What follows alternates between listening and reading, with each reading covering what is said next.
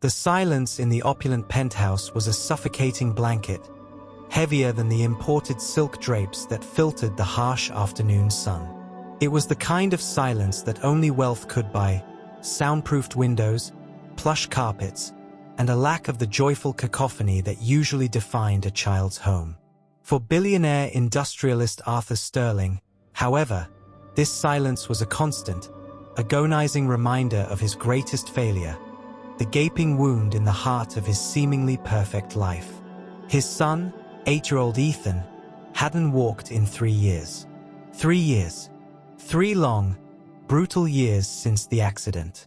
A sleek, driverless car, a fleeting moment of distraction, and then darkness. Ethan had survived, miraculously, but the trauma to his legs had been profound, leaving him confined to a gleaming, custom-built wheelchair that cost more than most people's homes. Arthur had spared no expense. The world's leading specialists had flown in on his private jet. Therapists, doctors, neurologists, a veritable army of medical professionals had paraded through the Sterling residence, each one offering a glimmer of hope that inevitably fizzled into the same heartbreaking diagnosis. Progress is slow, Mr. Sterling. We're doing all we can, but it's a long road. A long road. Arthur felt like he'd been driving on it for an eternity, his foot pressed to the accelerator, but the destination remained perpetually out of reach. He had always been a man of action, a titan of industry who bent markets to his will, a visionary who saw problems and solved them with ruthless efficiency. But this was different. This was his son, his flesh and blood, and for the first time in his life, Arthur Sterling felt utterly, profoundly helpless. His current caregiver, a stern woman named Mrs. Albright, had been with them for 2 years. She was efficient, meticulous, and entirely devoid of warmth. She followed every medical directive to the letter, ensured Ethan's nutritional intake was precise, and maintained a rigid schedule of passive exercises. Yet, for all her competence, Ethan remained a ghost in his own home. He spent his days in his wheelchair, gazing out the panoramic windows at the city below, a profound sadness etched onto his young face. His bright, inquisitive eyes, once sparkling with mischief, now held a haunted, distant quality. He rarely spoke, offering only monosyllabic answers when prompted. Arthur knew, with a certainty that chilled him to the bone, that Ethan was slowly fading, not physically, but spiritually. Today, however, was different. A new variable was being introduced into their carefully constructed, sterile world. Mrs. Albright, after a particularly pointed, if unspoken, critique from Arthur about Ethan's lack of engagement, had been reassigned. Arthur had hired a new caregiver, someone recommended by a junior therapist who had dared to suggest a different approach. Her name was Maya Rodriguez. Arthur sat in his study, the rich scent of leather and old money clinging to the air, pretending to read a financial report. In reality, his ears were strained, listening for the sound of the front door opening. He had reviewed Maya's impeccable credentials, a degree in child psychology, extensive experience with children with physical challenges, glowing references from families who spoke of her unconventional yet transformative methods. Unconventional. The word had raised a flicker of unease in Arthur's logical mind, but the desperation gnawing at his soul had overridden his usual cautious nature. What did he have to lose? A discreet chime echoed through the penthouse, signaling Maya's arrival. Arthur stood, smoothed his expensive suit, and walked towards the grand foyer, his heart a drum against his ribs. He saw her first from a distance. She wasn't what he expected. No starched uniform, no severe bun. Maya Rodriguez was younger than he anticipated, perhaps in her late 20s, with a cascade of dark, curly hair pulled back loosely. She wore comfortable-looking trousers and a soft, emerald green top that somehow seemed to radiate a gentle energy. Her smile, as she greeted the housekeeper, was genuine, reaching her kind, intelligent eyes. When she turned to him, her gaze was direct, unwavering. "Mr. Sterling, I presume?" "Maya Rodriguez." Her voice was soft, melodic, yet held an underlying current of strength. Arthur extended a hand, surprised by the firmness of her grip. "Welcome, Ms. Rodriguez. Thank you for coming." He gestured towards the living area where Ethan was typically parked by the window, a book in his lap that he hadn't turned a page of in hours. "Ethan is over there." Maya's eyes followed his gaze, a subtle shift occurring in her expression. The professional politeness softened into something else, something akin to understanding, perhaps even empathy. She didn't offer a platitude or a pitying glance. Instead, she simply nodded, then approached Ethan's wheelchair with an unhurried grace that surprised Arthur. He braced himself for the usual awkward introduction, the forced cheerfulness that Ethan would inevitably meet with his impenetrable wall of silence. But Maya didn't launch into a monologue. She simply knelt beside Ethan's wheelchair, bringing herself to his eye level. "Hi, Ethan," she said, her voice gentle, without a hint of the saccharine tone that many adults adopted around children with disabilities. "My name is Maya. It's really nice to meet you." Ethan, startled by the sudden presence, looked up from his book. His eyes, usually clouded, held a flicker of surprise. He didn't speak, but he didn't immediately retreat into his shell either. Maya didn't push. She simply sat there for a moment, letting the silence hang, not uncomfortably, but peacefully. Then, she reached into a large, colorful bag she had brought with her and pulled out a small, intricately carved wooden bird. "This," she said, holding it out, "is a common swift. Did you know they spend almost their entire lives in the air, only landing to nest?" Ethan's gaze shifted from Maya to the bird, a faint curiosity stirring. He still didn't speak. Maya continued, her voice weaving a narrative. "Imagine flying all day, every day, feeling the wind beneath your wings, seeing the world from above. What do you think that feels like?" Arthur watched, a knot tightening in his stomach. This was precisely the unconventional approach he'd been warned about. No medical questions, no talk of exercises. Just a story about a bird. He wanted to intervene, to remind her of Ethan's physical limitations, his lack of progress, the reality of their situation. But something in Maya's calm demeanor, the way she was subtly drawing Ethan in, held him back. Suddenly, Maya did something that made Arthur's jaw clench.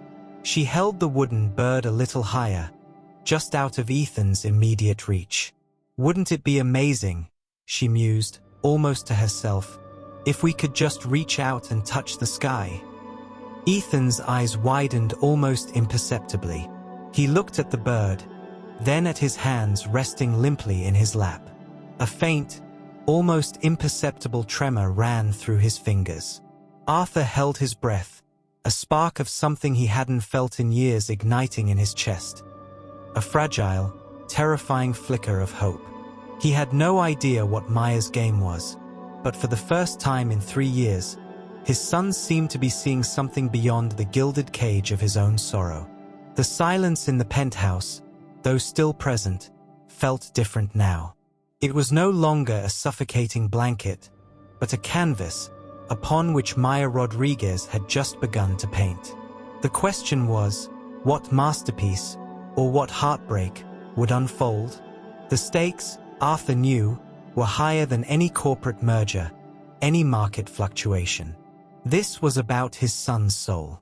The first week of Maya's arrival was less a medical intervention and more a quiet revolution.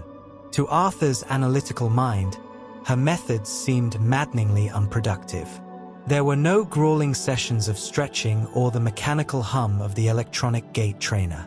Instead, the penthouse was slowly being transformed.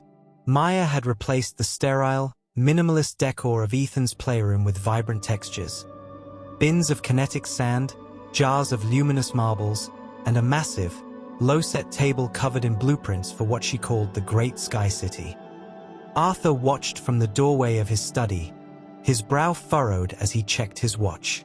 "Ms. Rodriguez," he finally interjected one Tuesday afternoon, his voice tight with suppressed frustration. "I appreciate the creativity, but Ethan's muscles are atrophying. He needs physical therapy, not finger painting." Mrs. Albright at least had him doing 3 sets of leg lifts by this time of day. Maya didn't look up from where she was seated on the floor, her emerald top smudged with a bit of blue chalk. She was helping Ethan construct a bridge out of balsa wood.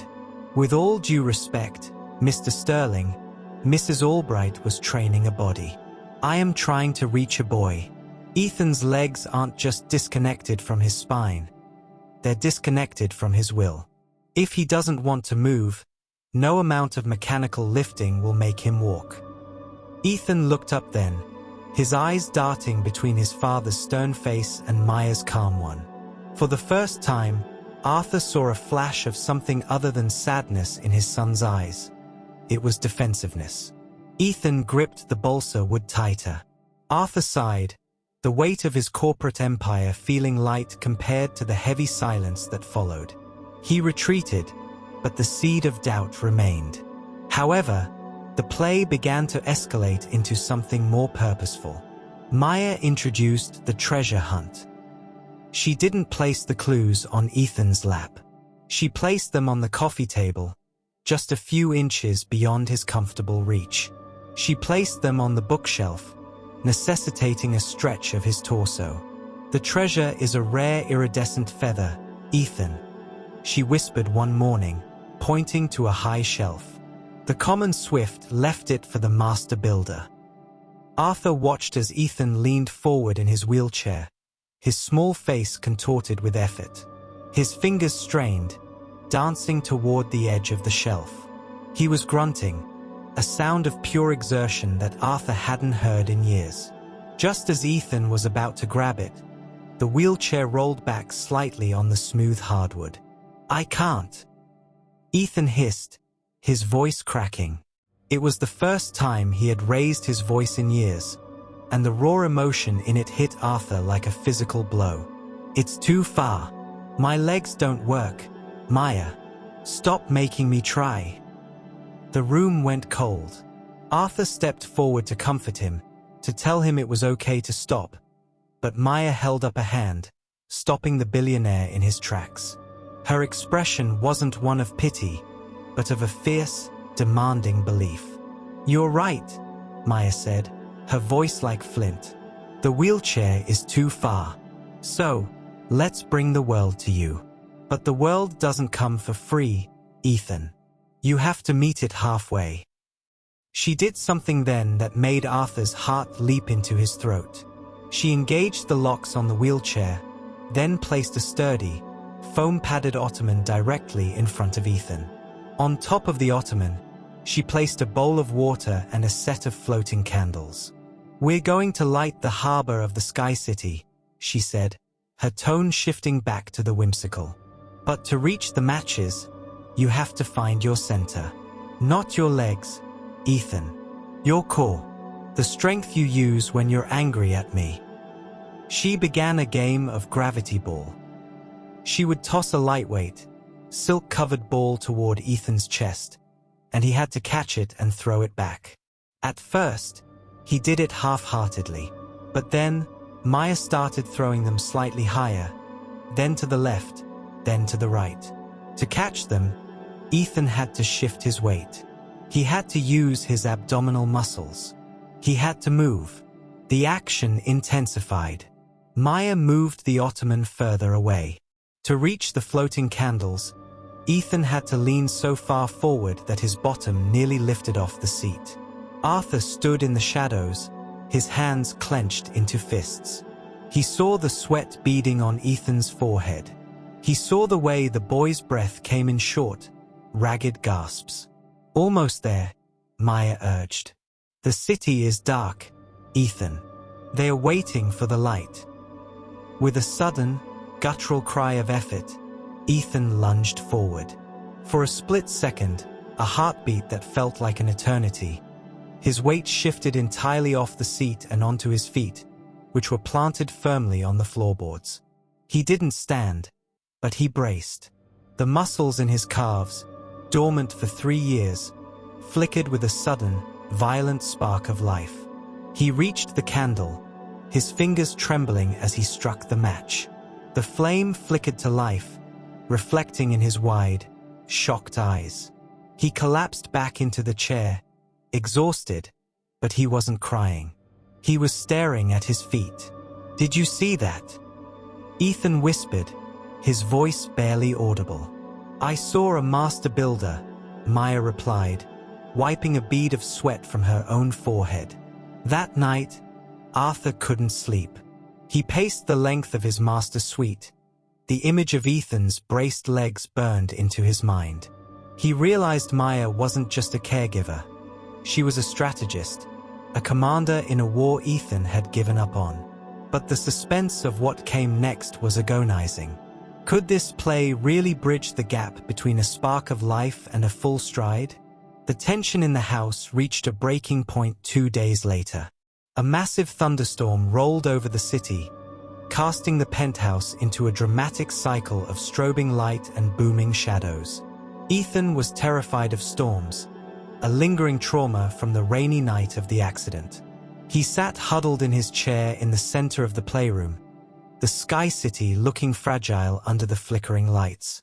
Maya didn't offer him a blanket or a hug. She stood by the window, silhouetted by a flash of lightning. "The dragons are attacking the city, Ethan," she called out, her voice competing with the thunder. "The golden feather is falling. If it hits the ground, the city is lost."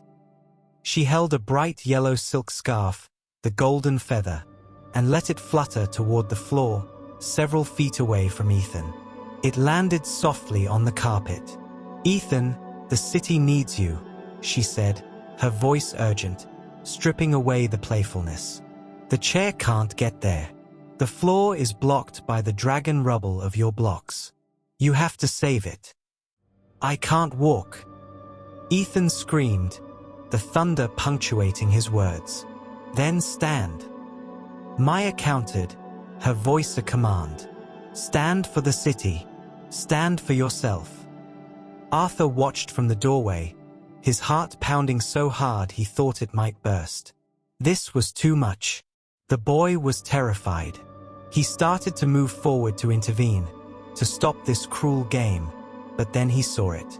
Ethan's hands gripped the armrests of his wheelchair with such force his knuckles turned white. His face was a mask of pure, concentrated defiance. He wasn't looking at Maya, and he wasn't looking at his father. He was looking at that yellow scarf. He leaned forward, his feet flat on the floor. His breath was a rhythmic hiss. "I am the builder," Ethan growled. Slowly, agonizingly, his bottom rose from the seat. His knees shook violently, a frantic, rhythmic trembling. His legs looked like thin reeds in a gale. But he was rising. The silence in the room was electric, charged with the sheer force of a child's while breaking through 3 years of paralysis. Arthur held his breath, a single tear escaping and tracing a path down his cheek. He was a billionaire, a man who owned the world. But in this moment, he would have traded every cent for his son to take just one step. Ethan was upright. He was standing. He stood for 3, 4, 5 seconds, his eyes fixed on the golden feather. Then, his strength vanished. He didn't fall back into the chair. He tumbled forward onto the plush carpet. Maya was there in an instant, but she didn't pick him up. She knelt beside him as he clutched the yellow scarf to his chest. "You saved it," she whispered. Ethan looked up at her, tears streaming down his face, but they weren't tears of pain. They were tears of a boy who had just discovered he wasn't a prisoner anymore. "I stood," Ethan sobbed. "Maya, I stood." Arthur leaned against the doorframe, his legs feeling as weak as his son's. The journey was far from over, The long road still stretched ahead, but for the first time in 3 years, someone was finally walking on it. But as the storm raged outside, Arthur couldn't shake a new, chilling thought. Progress like this would draw attention. And not all attention in his world was kind. The miracle of the golden feather changed everything. The penthouse, once a mausoleum of quiet grief, was now a training ground. But this wasn't the sterile training of a hospital. It was a theater of war and wonder. Maya had turned the long, marble hallway into the gauntlet of the Lost Isles. She used blue painters taped to mark lava pits on the floor and placed sturdy mahogany stools every few feet like stepping stones. Ethan was no longer the silent boy staring out the window. He was a warrior. He was a scout. He was a king reclaiming his territory. Under Maya's watchful eye, he would practice standing, his face red with effort, his small hands gripping the edge of the stools as he moved from one to the other. He wasn't walking yet, not truly, but he was moving. He was vertical. Arthur watched this transformation with a mixture of awe and a growing, gnawing anxiety. As Ethan's strength returned, so did the complexities of Arthur's world. In the upper echelons of global industry, a billionaire's weakness is a shark's scent in the water. For 3 years, Arthur's rivals had whispered that he was distracted, soft, and vulnerable because of his son's condition. Now that word was leaking out that Ethan was recovering. The sharks were circling closer, curious to see if the sterling lion was finally stepping back into the light. "You look troubled, Arthur," Maya said one evening. They were in the kitchen. She was preparing a protein-rich snack for Ethan, and Arthur was nursing a glass of scotch he hadn't touched. It was the first time she had used his first name. "I'm a man who deals in certainties, Maya," Arthur replied, his voice raspy. "What you've done, it's a miracle. But miracles are fragile. My board of directors is meeting next week. They want to know if I'm fully committed to the new aerospace merger. They see Ethan's recovery as a distraction, or worse, a PR stunt." Maya stopped chopping fruit and looked at him. Her eyes were sharp. "Is that what this is to you? A PR stunt?" "Of course not," Arthur snapped, then lowered his voice as he looked toward Ethan's room. "But you don't understand the world I live in. It's built on the perception of power. If they think I'm distracted by playtime and sky cities, they'll move to oust me. And if I lose the company, I lose the resources to keep Ethan safe. To keep you here." Maya stepped closer, her presence grounding him. "The only power that matters is the power Ethan is finding in himself. Don't let your fear of the boardroom poison the air in this house. He can feel your tension, Arthur. It makes him stumble." She was right, as she usually was. The next day, the tension reached a boiling point. Arthur had been forced to host a casual brunch for 3 of his most powerful board members, men who were as cold as the steel they traded in. They sat in the dining room, their eyes scanning the room for any sign of weakness. "So, Arthur," began Alistair Thorne, a man whose smile never reached his predatory eyes. "We hear the boy is improving. Unconventional methods, I'm told? A caregiver who treats the penthouse like a gymnasium." Before Arthur could respond, the sound of a rhythmic thump drag echoed from the hallway. The board members froze. Arthur's heart hammered against his ribs. Into the dining room came Ethan. He wasn't in his wheelchair. He was using a pair of bright red, forearm crutches Maya had gifted him that morning, calling them his dragon-slaying spears. Maya walked 2 paces behind him. Her hands hovered near his waist, but she wasn't touching him. Ethan's face was a mask of sweat and determination. Every step was a battle against gravity, a staggering, shaky movement that looked like it could collapse at any second. "Ethan," Arthur breathed, half rising from his chair. "Stay seated, Father," Ethan gasped, his voice straining. "I have to deliver the message." He slowly navigated the treacherous terrain of the Persian rug, his spears clicking against the floor. He reached the table, his chest heaving. He looked Alistair Thorne dead in the eye. "My father isn't distracted," Ethan said, his voice high but steady. "He's waiting for me to catch up." The silence in the room was deafening. Thorne looked from the trembling boy to the stone-faced billionaire. The power dynamic in the room shifted instantly. This wasn't a sign of weakness. It was a display of raw, Sterling-brand grit. But the triumph was short-lived.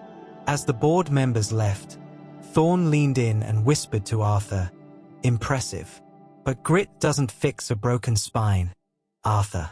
Don't let a girl with a green thumb sell you a fantasy. If he falls again, the fall will be much harder for both of you."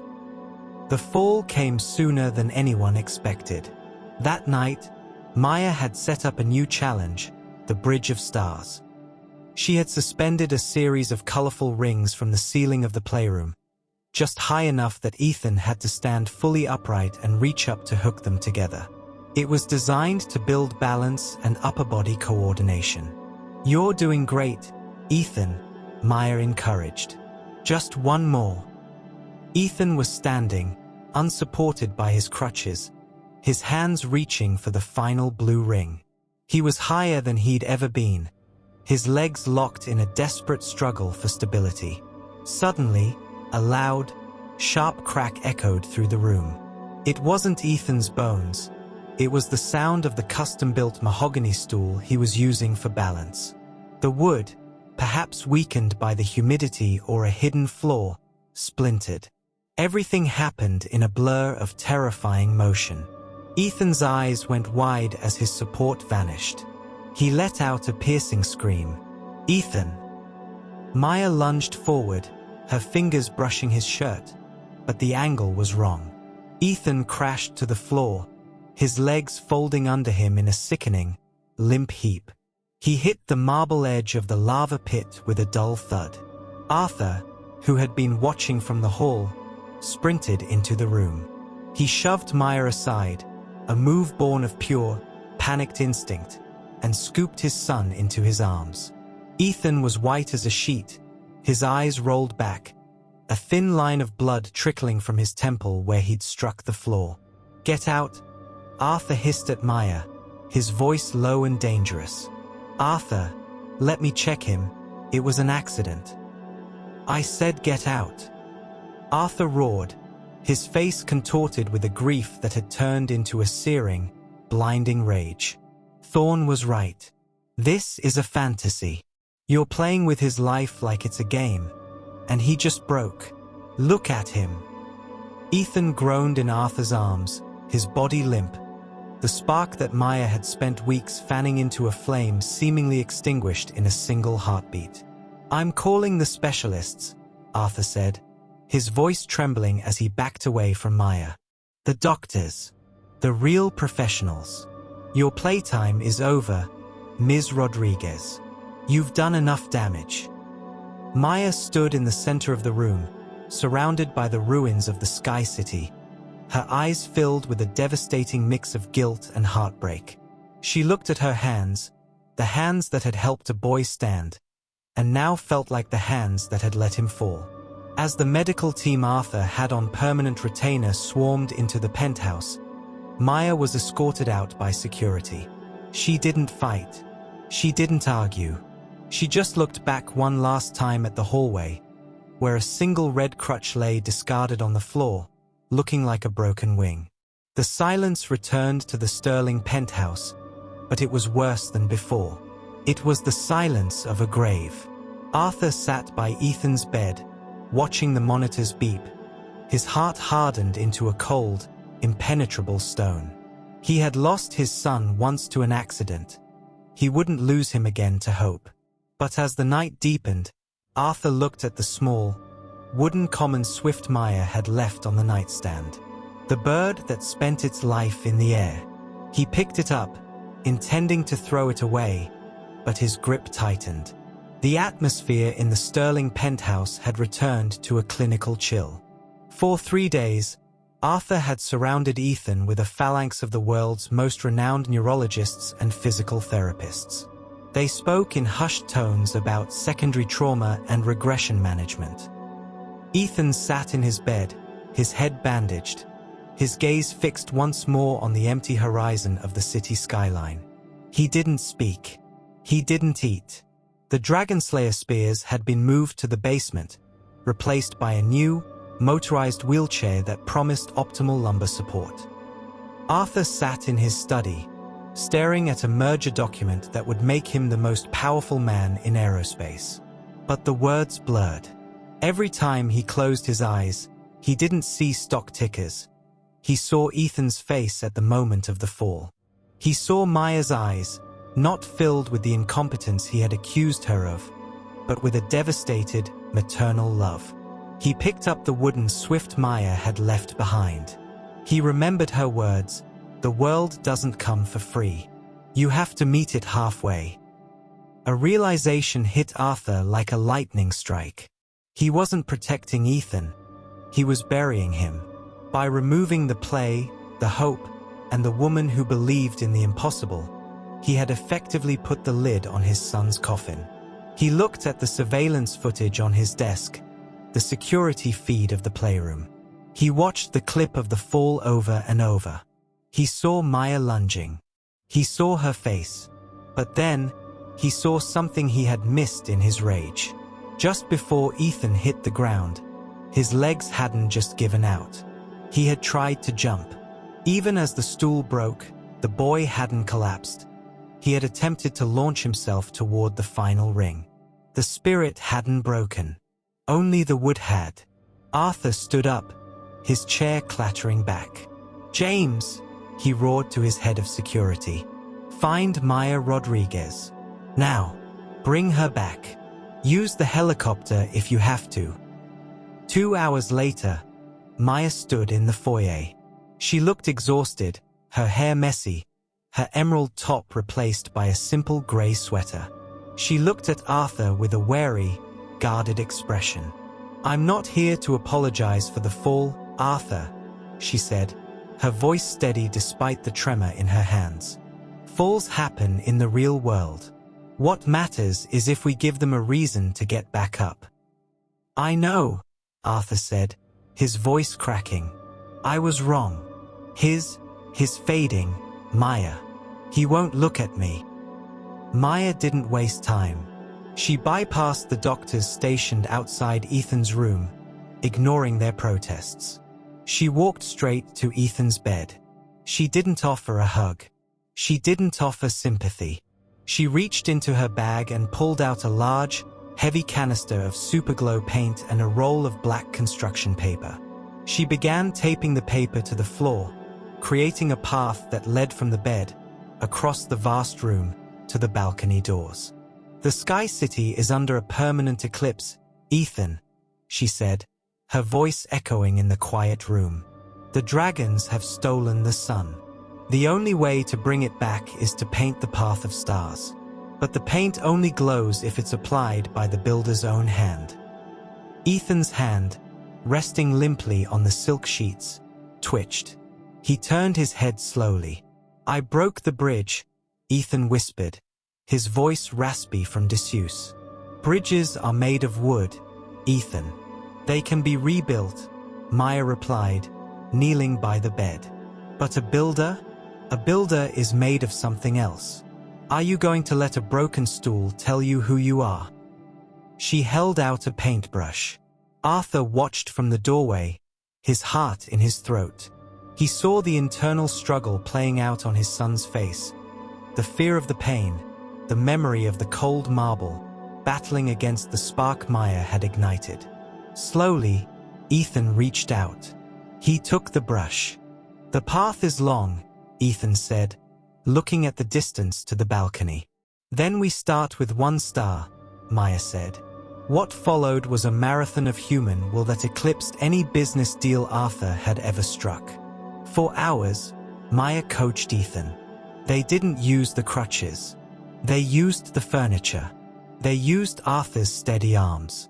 They used the walls. Ethan crawled, then he knelt.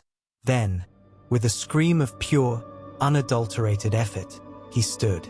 Step by agonizing step, Ethan painted stars on the black paper. He was sweating, his pajamas soaked, his legs shaking so violently it seemed they might snap. But he didn't stop. He was a boy possessed by a vision. As the sun began to set, casting a deep orange glow over the penthouse, Ethan reached the balcony doors. He was standing entirely on his own, his hand trembling as he painted the final, largest star on the glass of the door. "The sun is back," Ethan gasped. He looked at his father. Arthur was weeping openly now, the billionaire titan reduced to a man who simply loved his son. "Open the door, Ethan," Arthur whispered. Ethan gripped the handle.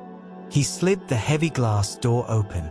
The cool evening breeze rushed in, ruffling his hair. He took a step, a real, unsupported step onto the balcony. Then another. He stood at the railing, 50 stories above the world. He wasn't a patient. He wasn't a tragedy. He was a boy standing in the wind. Maya stood back, a tired, beautiful smile on her face. She looked at Arthur and nodded. The long road wasn't over, but the destination was finally in sight. Ethan turned around, his face illuminated by the dying light of the sun. "Dad." "Yes, son.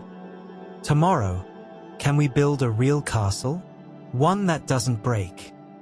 Arthur walked forward and pulled his son into a fierce embrace, Maya joining them, forming a circle of strength that no board of directors or physical limitation could ever break. Lessons from the story. The power of play. Healing is not just a physical process, it is a psychological one. Sometimes, the unconventional approach of engaging the heart and imagination can unlock doors that medicine alone cannot. Resilience over perfection. Progress is never a straight line. The fall is not the end of the journey. It is a part of the process. True strength is found in the decision to stand up after the failure. Belief as a catalyst. Ethan didn't walk because his muscles were suddenly cured. He walked because someone believed he could, which eventually allowed him to believe in himself. The danger of a gilded cage. Protection can easily become a prison. Arthur's wealth and safety measures were inadvertently stifling Ethan's growth. Growth requires risk and the freedom to fail. Meeting life halfway, miracles aren't handed out. They are earned through the intersection of help, Maya, and effort, Ethan. As Maya said, the world doesn't come for free. You must meet it halfway. Hope you enjoyed the story. Please, subscribe to our channel. Also, like, share and make your comments. See you soon in the next story from LuxeHeart Stories.